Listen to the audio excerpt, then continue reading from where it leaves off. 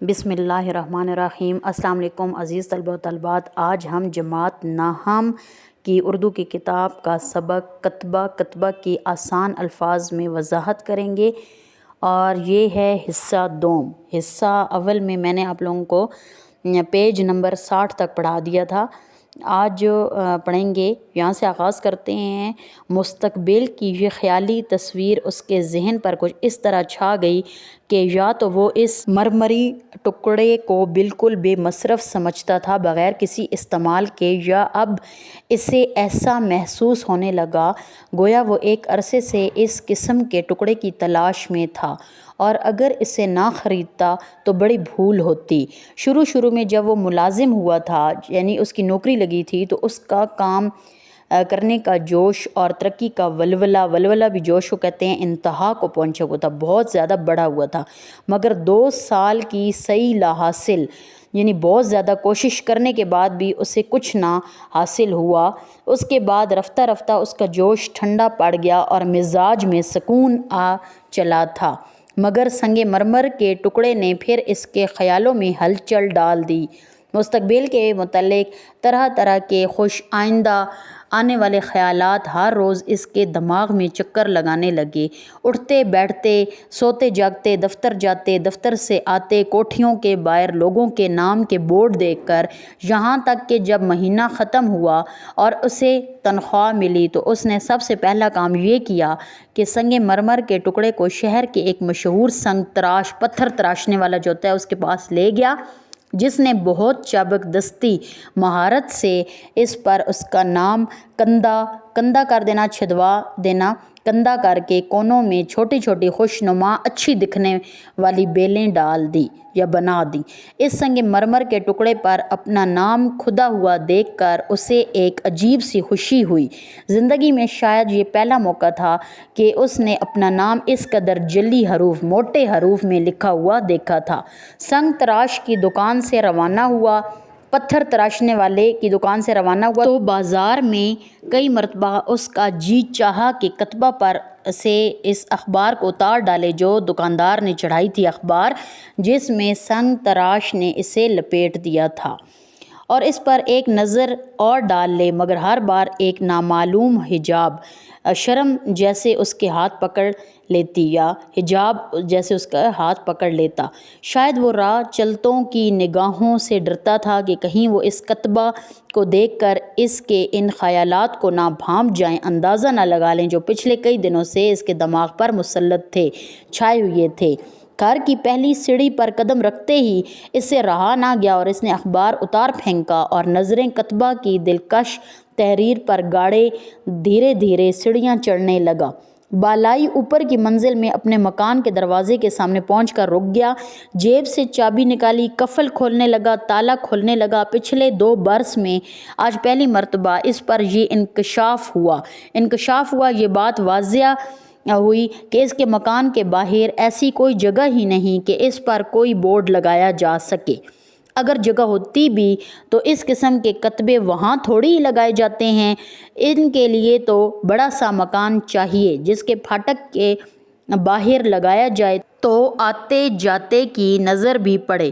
قفل کھول کر، تالا کھول کر مکان کے اندر پہنچا اور سوچنے لگا کہ فی الحال اس کتبہ کو کہاں رکھوں۔ اس کے ایک حصہ مکان میں 2 کوٹھڑیاں، ایک غسل خانہ اور ایک باورچی خانہ تھا۔ کوٹھڑی میں صرف ایک ہی الماری تھی، مگر اس کے کواڑ نہیں تھے، کواڑ دروازے۔ آخر کار اس نے کتبہ کو اس بے کواڑ بغیر دروازوں والی الماری میں رکھ دیا۔ ہر روز شام کو جب وہ دفتر سے تھکا ہارا واپس آتا تو سب سے پہلے اس کی نظر اس کتبہ ہی پر پڑتی۔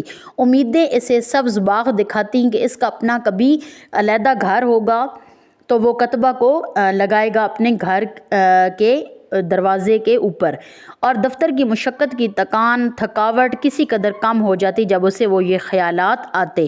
دفتر میں جب کبھی اس کا کوئی ساتھی کسی معاملے میں اس کی رہنمائی کا جو یا ہوتا تو اپنی برتری کا احساس سے اس کی آنکھیں چمک اٹھتی، یعنی اپنی ترقی کے خواب دیکھتا۔ جب کبھی کسی ساتھی کی ترقی کی خبر سنتا، آرزوئیں اس کے سینے میں ہیجان پیدا کر دیتی ہیں، ہیجان جوش پیدا کر دیتی ہیں۔ افسر کی ایک ایک نگاہ لطف و کرم کا نشہ اسے 8 دن رہتا، یعنی افسر اگر ایسے ایک دن بھی کوئی اچھی بات کر لیتا تو وہ اسے سوچتا رہتا کہ شاید میری کامیابی ہو جائے، ترقی ہو جائے۔ جب تک اس کی بیوی بچے نہیں آئے وہ اپنے خیالوں ہی میں مگن رہا، یعنی گم رہتا، نہ دوستوں سے ملتا، نہ کھیل تماشوں میں حصہ لیتا۔ رات کو جلد ہی ہوٹل سے کھانا کھا کر گھر آ جاتا اور سونے سے پہلے گھنٹوں عجیب خیالی دنیاؤں میں رہتا۔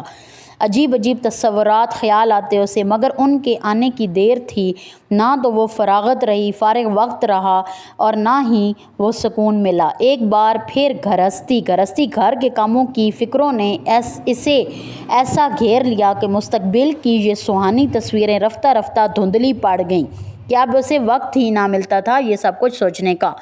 کتبہ سال بھر تک اسی بے کواڑ بغیر دروازوں والی الماری میں پڑا رہا۔ اس عرصے میں اس نے نہایت محنت سے کام کیا، اپنے افسروں کو خوش رکھنے کی انتہائی کوشش کی، مگر اس کی حالت میں کوئی تبدیلی نہ ہوئی۔ اب اس کے بیٹے کی عمر 4 برس کی ہو گئی تھی اور اس کا ہاتھ اس بے کواڑ بغیر دروازے والی الماری تک بخوبی اچھی طرح پہنچ جاتا تھا۔ شریف حسین نے اس خیال سے کہ کہیں اس کا بیٹا کتبے کو گرا نہ دے، اسے وہاں سے اٹھا لیا اور اپنے صندوق میں کپڑوں کے نیچے رکھ دیا۔ ساری سردیاں یہ کتبہ اسی صندوق ہی میں پڑا رہا۔ جب گرمی کا موسم آیا تو اس کی بیوی کو اس کے صندوق سے فالتو چیزوں کو نکالنا پڑا، چنانچہ دوسری چیزوں کے ساتھ بیوی نے کتبہ بھی نکال کر کاٹ کے اس پرانے باکس میں ڈال دیا جس میں ٹوٹے ہوئے چوکٹے کہتے ہیں فریم، بے بال کے برش، بیکار صابندانیاں پڑی ہوئی تھیں، ٹوٹے ہوئے کھلونے اور ایسی دوسری چیزیں پڑی رہتی تھیں۔ شریف حسین نے اپنے مستقبل کے متعلق زیادہ سوچنا شروع کر دیا تھا۔ دفتروں کے رنگ ڈھنگ دیکھ کر وہ اس نتیجے پر پہنچ گیا کہ ترقی لطیفہ غیبی مدد سے نصیب ہوتی ہے، کڑی محنت جھیلنے، برداشت کرنے اور جان کھپانے سے کچھ حاصل نہ ہوگا۔ اس کی تنخواہ میں ہر دوسرے برس 3 روپے کا اضافہ ہو جاتا، جس سے بچوں کی تعلیم وغیرہ کا خرچ نکل آتا اور اس سے زیادہ تنگی نہ اٹھانی پڑتی۔ پے در پے مسلسل مایوسیوں کے بعد جب اس کو ملازمت کرتے 12 برس ہو چکے تھے تو اس کے دل سے رفتہ رفتہ ترقی کے تمام ولولے جوش نکل چکے تھے۔ اب اسے لگ رہا تھا کہ میری ترقی ناممکن ہے، اور کتبہ کی یاد تک ذہن سے محو گم ہو چکی تھی۔ تو اس کے افسروں نے اس کی دیانتداری اور پرانی کارگزاری یعنی کام کرتے رہنے کا خیال کر کے اسے 3 مہینے کے لیے عارضی طور پر درجہ اول کے ایک کلرک کی جگہ دے دی جو چھٹی پر جانا چاہتا تھا۔ جس روز سے اسے یہ عہدہ ملا اس کی خوشی کی انتہا نہ رہی۔ اس نے تانگے کا بھی انتظار نہ کیا بلکہ تیز قدم اٹھاتا ہوا پیدل بیوی کو یہ مزدہ خوشخبری سنانے چل دیا۔ شاید تانگا اسے کچھ زیادہ جلدی گھر نہ پہنچا سکتا۔ اگلے مہینے اس نے نیلام گھر سے ایک سستی سی لکھنے کی میز اور ایک گھومنے والی کرسی خریدی۔ میز کے آتے ہی اسے پھر کتبہ کی یاد آئی اور اس کے ساتھ ہی اس کی سوئی ہوئی امیدیں جاگ اٹھیں۔ اس نے ڈھونڈ ڈھانڈ کے کاٹھ کی پیٹی میں سے کتبہ نکالا، صابن سے دھویا، پونچھا اور دیوار کے سارے میز پر ٹکا دیا۔ یہ زمانہ اس کے لیے بہت کٹھن تھا کیونکہ وہ اپنے افسروں کو اپنی برتر کارگزاری دکھانے کے لیے اچھا کام دکھانے کے لیے چھٹی پر گئے ہوئے کلرک سے زیادہ کام کرتا۔ اپنے ماتحتوں کو جو اس کے ماتحت لوگ تھے نیچے خوش رکھنے کے لیے ان کا بھی بہت سارا کام کر دیتا۔ گھر پر آدھی رات تک فائلوں میں غرق رہتا، ڈوبا رہتا، مصروف رہتا، پھر بھی وہ خوش تھا۔ ہاں، جب کبھی اسے اس کلرک کی واپسی کا خیال آتا تو اس کا دل بجھ سا جاتا کہ وہ واپس آ جائے گا تو پھر مجھے اپنی ہی جگہ اپنے عہدے پر واپس آنا پڑے گا۔ کبھی کبھی وہ سوچتا ممکن ہے وہ اپنی چھٹی کی میعاد بڑھوا لے، ممکن ہے وہ بیمار پڑ جائے، ممکن ہے وہ کبھی نہ آئے۔ ایسے ہی خیالات اسے آتے رہتے تھے کہ کیا پتہ وہ چھٹی دوبارہ نہ آئے یا بڑھوا لے یا وہ بیمار پڑ جائے کہ شاید اسے عہدہ کچھ دن اور اس عہدے پر رہنے کا موقع ملے۔ مگر جب 3 مہینے گزرے تو نہ اس کلرک نے چھٹی کی میعاد ہی بڑھوائی اور نہ ہی بیمار پڑا۔ البتہ شریف حسین کو اپنی جگہ پر آ جانا پڑا، یعنی اپنا عہدہ اسے دوبارہ سنبھالنا پڑا۔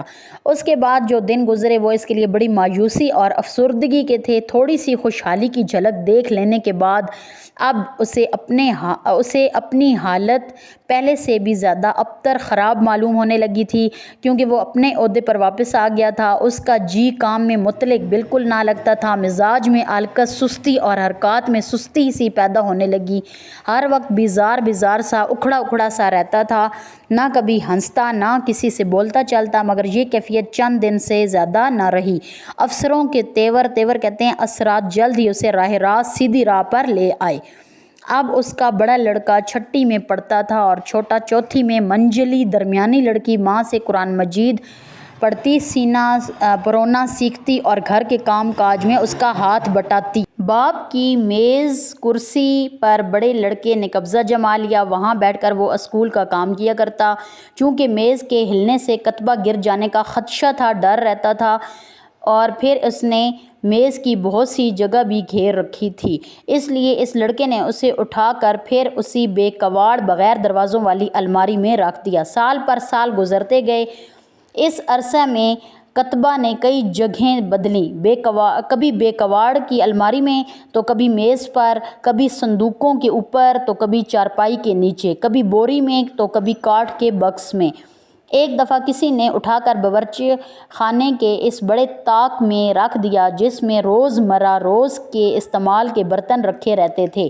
شریف حسین کی نظر پڑ گئی تو دیکھا تو دھوئیں سے اس کا سفید رنگ پیلا پڑ چلا تھا، پیلا ہو گیا تھا۔ اٹھا کر دھویا، پونچھا، صاف کیا اور پھر بے کواڑ بغیر دروازوں والی الماری میں رکھ دیا، مگر چند ہی روز میں اسے پھر غائب کر دیا گیا اور اس کی جگہ وہاں کاغذی پھولوں کے بڑے بڑے گملے رکھ دیے گئے جو شریف حسین کے بڑے بیٹے کو کسی دوست نے اسے تحفے میں دیے تھے۔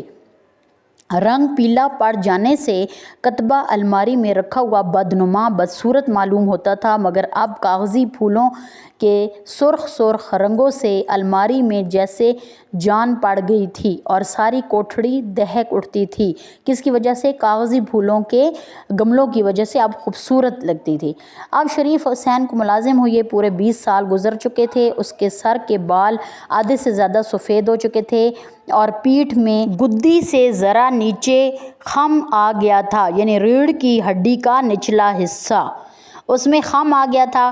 اب بھی کبھی کبھی اس کے دماغ میں خوشحالی اور فارغ البالی خوشحالی کے خیالات چکر لگاتے کہ کیا پتہ میری خوشحالی کے دن آ جائیں، مگر اب ان کی کیفیت پہلے کسی نہ تھی۔ پہلے اس سے زیادہ جوش اور ولولہ تھا، لیکن اب جو تھے یہ جذبات سرد پڑ چکے تھے، ٹھنڈے ہو چکے تھے کہ خواہ وہ کوئی کام کر رہا ہو تصورات کو اڑا لے جاتی۔ اور پھر بیٹی کی شادی، لڑکوں کی تعلیم، اس کے بڑھتے ہوئے اخراجات، پھر ساتھ ہی ساتھ ان کے لیے نوکریوں کی تلاش، یہ ایسی فکریں نہ تھیں کہ پل بھر کو بھی اس خیال کو کسی اور طرف بھٹکنے دیتی۔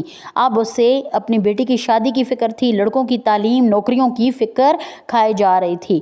55 برس کی عمر میں اسے پینشن مل گئی، ریٹائرڈ ہو گیا۔ اب اس کا بیٹا ریل کے مال گودام میں کام کرتا تھا، چھوٹا کسی دفتر میں ٹائپسٹ تھا اور اس سے چھوٹا انٹرنس میں پڑھتا تھا، 11ویں جماعت میں پڑھتا تھا۔ اپنی پینشن اور لڑکوں کی تنخواہیں سب ملا کے کوئی 150 روپے ماہوار کے لگ بھگ آمدنی ہو جاتی تھی، جس میں بخوبی اچھے طریقے سے گزر ہونے لگی۔ علاوہ ازیں اس کے علاوہ اس کا ارادہ کوئی چھوٹا موٹا بیوپار کاروبار شروع کرنے کا بھی تھا، مگر مندے نقصان کے ڈر سے بھی ابھی پورا نہ ہو سکا تھا۔ اپنی کفایت شعاری اور بیوی کی سلیقہ مندی کی بدولت اس نے بڑے بیٹے اور بیٹی کی شادیاں خاصی دھوم دھام سے کر دی تھیں۔ ان ضروری کاموں سے نمٹ کر اس کے دل میں آیا کہ حج کرائے، مگر اس کی توفیق نہ ہو سکی۔ البتہ کچھ دنوں مسجدوں کی رونق خوب بڑھائی، مگر پھر جلد ہی بڑھاپے کی کمزوریوں اور بیماریوں نے دبانا شروع کر دیا اور زیادہ تر چارپائی ہی پر پڑا رہنے لگا۔ جب اسے پینشن وصول کرتے 3 سال گزر گئے تو جاڑے کی ایک رات کو وہ کسی کام سے بستر سے اٹھا۔ جاڑا کہتے ہیں سردی کو۔ گرم لحاف سے نکلا تھا، گرم رضائی سے نکلا تھا۔ پچھلے پہر کی سرد اور تند ہوا، تند کہتے ہیں سرد اور تیز ہوا تیر کی طرح اس کے سینے میں لگی اور اسے نمونیا ہو گیا۔ بیٹوں نے اس کے بہتیرے بہت زیادہ علاج معالجے کرائے۔ اس کی بیوی اور بہو دن رات اس کی پٹی سے لگی بیٹھی رہیں، یعنی بہت زیادہ خدمت کرتی رہیں، مگر آفاقہ آرام نہ ہوا۔ وہ کوئی 4 دن بستر پر پڑے رہنے کے بعد مر گیا۔